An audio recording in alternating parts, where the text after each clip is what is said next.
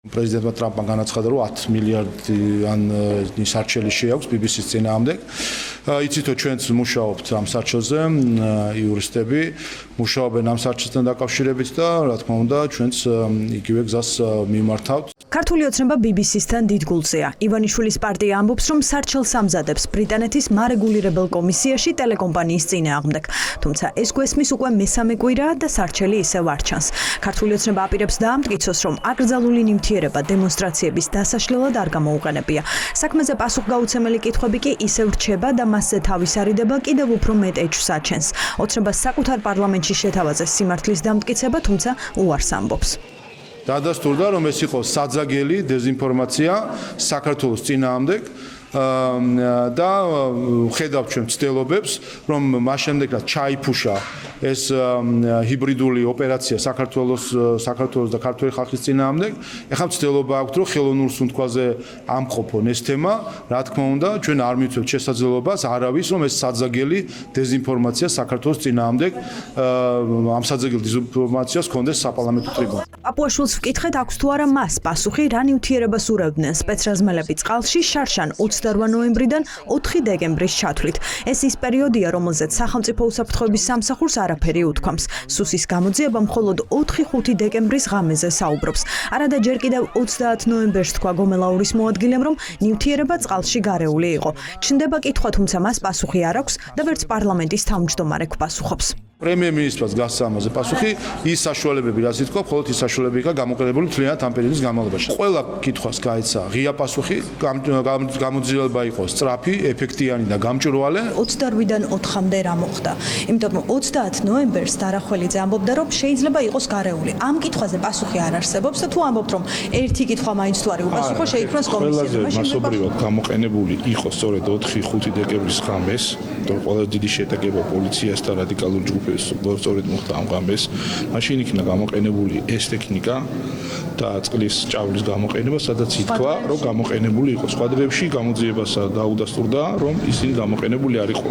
ოცნება არც საერთაშორისო სასამართლოს მიმართავს და არც საგამოძიებო კომისიას შექმნის. სახელისუფლებო პარტია მოგვიწოდებს მხოლოდ მათ გამოძიებას ვენდოთ.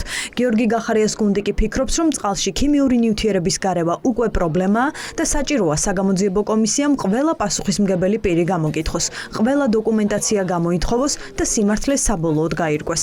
სხვა უფრო სანდო პლატფორმა მათთვის არ არსებობს, რადგან საკუთარი შესაძლო დანაშაულის გამოძიება ხელისუფლებისგან მოსალოდნელი არ არის. გარდა იმისა, რომ აქ საუბარია შესაძლო აკრძალული ქიმიური ნივთიერების გამოყენებაზე, თავად ფაქტი წყალში ნებისმიერი სხვა დამატებითი ნივთიერების შერევის, ეს არის უკვე უმძიმესი დანაშაული, რომელიც თავისი სიმძიმით უტოლდება ადამიანის წამებას და არადამიანურ მოპყრობას. ამიტომ აუცილებელია ამ საქმის გამოძიება პარლამენტში, ყველა იმ შესაბამისი თანამდებობის პირის დაბარება, აწყებული შინაგან საქმეთა მინისტრი დამთავრებული პრემიერ-მინისტრი, ვისაც პირდაპირია ნიადირი შემხებლობა შეიძლება ქონოდა ამ საქმესთან. სხვა შემთხვევაში ჩვენ გვექნება რეალობა, როდესაც მუდმივად იქნება საფრთხე ხელისუფლების მხრიდან არაპროპორციული და არაკანონიერი ძალის გამოყენების. თუ სიმართლე მათ მხარესაა, რატომ გაურბიან კომისიის შექმნას? კითხვა გიორგი გახარიას გუნდში ოცნების უარმა განაპირობა. როგორც ჩანს, ამ იდეას წინააღმდეგობა აქვს არა მხოლოდ საპარლამენტო შემადგენლობაში, არამედ კომისიის შექმნის ინიციატივა არც შინაგან საქმეთა სამინისტროს მოსწონს. სწორედ ეს უწყებაა პასუხისმგებელი საპროტესტო აქციის დაშლის ოპერაციაზე, რომლის შედეგად მშვიდობიანი დემონსტრანტები დაზიანდნენ. ისინი დარბევების დროსვე შენიშნავდნენ, რომ სპეცრაზმი მათ მხოლოდ წყლით არ არბევდა. დამატებითი გამოძიების საჭიროება არ არსებობს, ვინაიდან საგამოძიებო უწყება ამის კომპეტენცია გააჩნდა ჩაატარა გამოძიება. ასევე ბატონი პრემიერ-მინისტრის მხრიდან იქნა გაჟღერებული, რომ თუ ვინმეს აქვს დამატებითი კითხვები, გარი აქტორებს, მათ შეუძლიათ გაეცნონ საქმის მასალა. ეს ხომ შეიძლება თქვენთვის შესაძლებლობა იყოს პირიქით, თუ კი მართალია შესაძლებლობა ამ პროცესში, ეს შეიძლება თუ არა ჩაითვალოს როგორც პირიქით დამატებითი შესაძლებლობა, რომ თქვენ ამ ფორმატშიც დაამტკიცოთ საკუთარი სიმართლე. რატომ გაურბიხართ ამ ფორმატს?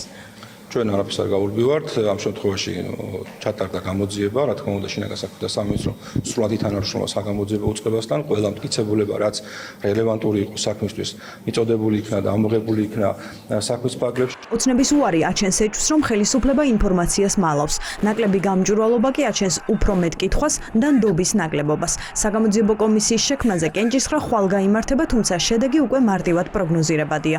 ხელისუფლება ქიმიური ნივთიერებების გამოყენების სრულფასოვან გამოძიებას არ თანხმდება.